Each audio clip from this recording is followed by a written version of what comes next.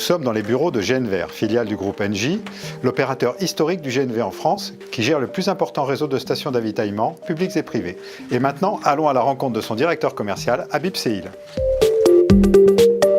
Alors Habib, merci de me recevoir ici à Noisy-le-Grand. Ça fait longtemps qu'on se connaît tous les deux. Le GNV et GNVR, c'est vraiment une longue histoire. GNVR a fêté ses 20 ans cette année.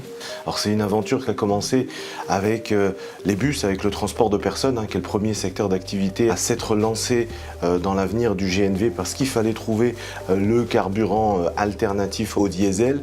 Ça a évolué avec la benne à ordures ménagères, qui est aussi un marché qui croît très rapidement, notamment à Paris avec la quasi-totalité des bennes qui s'avitaillent au gaz sur les stations GNVR. Et puis là, depuis 2012-2013, on a accompagné le développement du transport de marchandises avec la première station orientée pour le transport de marchandises, qui est la station de Bercy, qui est aujourd'hui un franc succès puisque c'est l'une des premières stations de France. Alors Habib, justement, parlons du réseau de stations d'avitaillement en France. Que pèse GNVR? Tiens, regarde. Alors aujourd'hui, GNVR exploite 150 stations sur le territoire français, dont 50 ouvertes au public.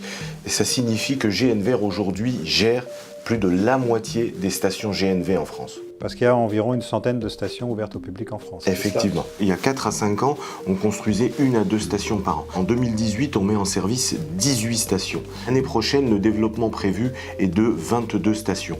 Le développement est très important pour GNVR, mais aussi pour la filière GNV. Sur quels critères décidez-vous d'implanter des stations? Le premier critère, c'est de répondre à nos clients. Donc on va se mettre là où la demande existe. Et le second critère, c'est de se positionner à un endroit où il y existe un potentiel de développement important. Tiens, on peut prendre l'exemple de la station de la Courneuve. Elle accueille des poids lourds de Carrefour qui font le plein de biométhane, des bennes à ordures ménagères, mais aussi des autocars. C'est une station mutualisée aux usages et qui a un fort potentiel de développement.